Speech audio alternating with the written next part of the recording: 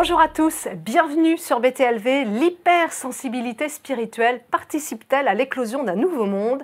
C'est ce que nous allons voir avec Géraldine Prévost-Gigant.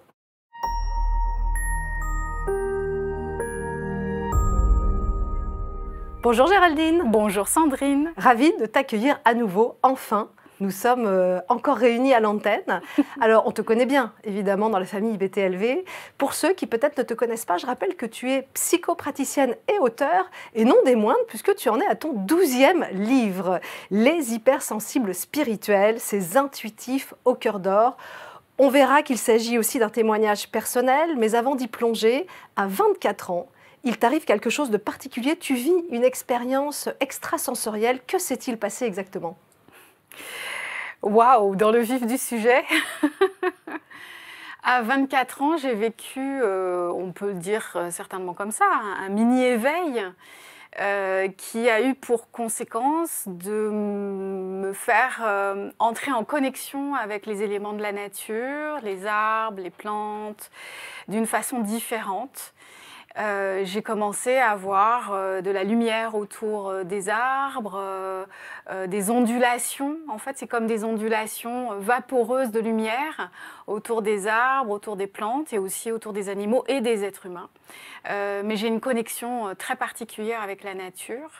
Et ce phénomène est apparu à ce moment-là et n'est jamais parti. Et au contraire, s'est décuplé au fur et à mesure de mes éveils successifs, de mes mini-éveils successifs, de mes prises de conscience, de ma transformation intérieure.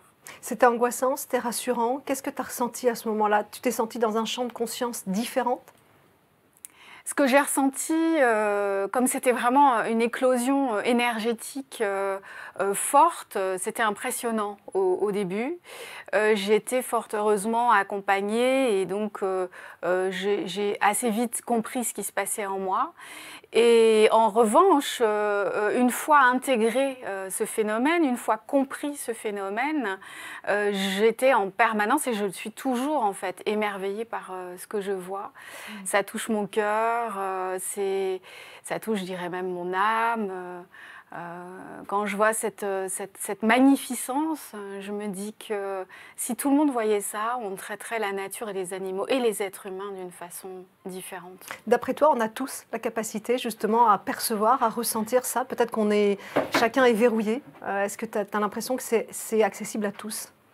Oui, en fait, nous avons des potentiels certainement infinis et au fur et à mesure de notre réveil et de nos mini-éveils, au fur et à mesure du déploiement de notre conscience, il y a des portes qui s'ouvrent et des perceptions qui peuvent commencer à se manifester.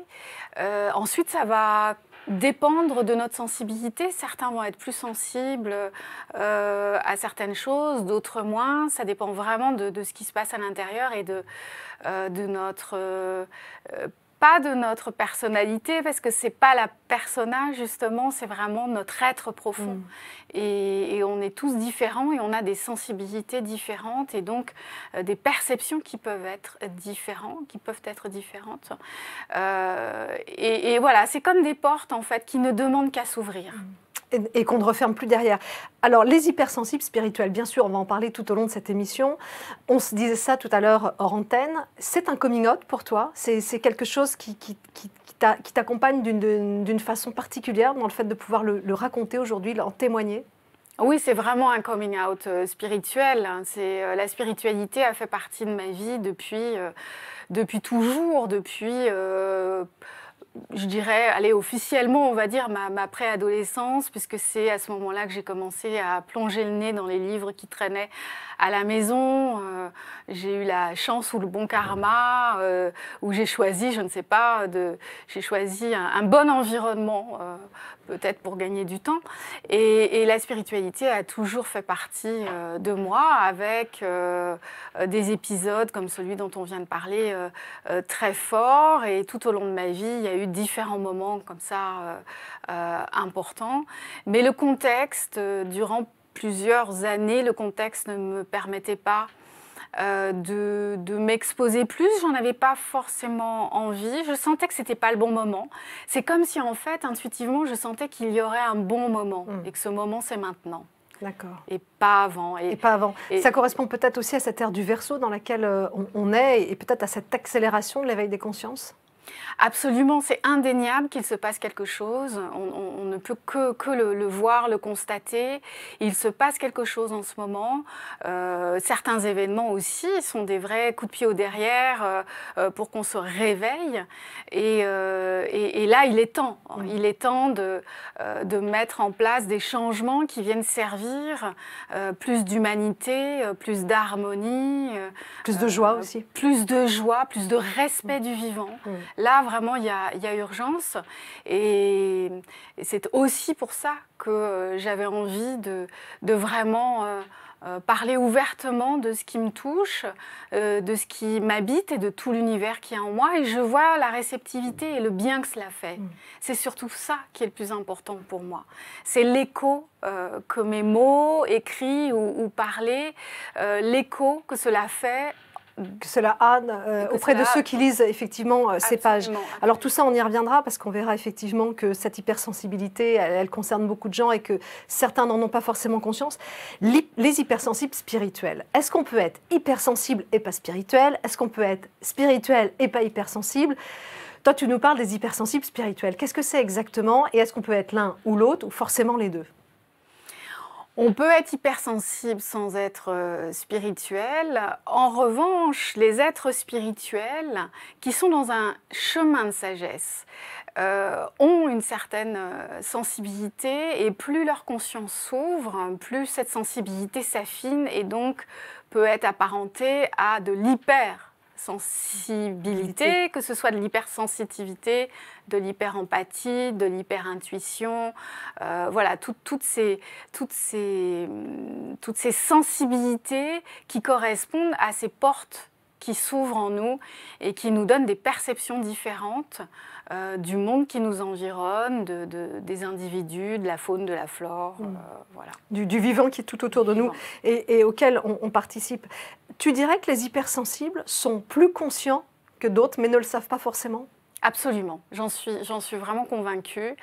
Il y a une conscience particulière, moi qui accompagne depuis très longtemps des hypersensibles, il y a une conscience particulière dont ils n'ont pas conscience, puisque quand les hypersensibles découvrent leur hypersensibilité, ils vont surtout regarder au niveau des émotions intenses qui durent longtemps, d'une cogitation assez récurrente, d'une sensorialité très très fine. Donc ça va passer par ces focus-là.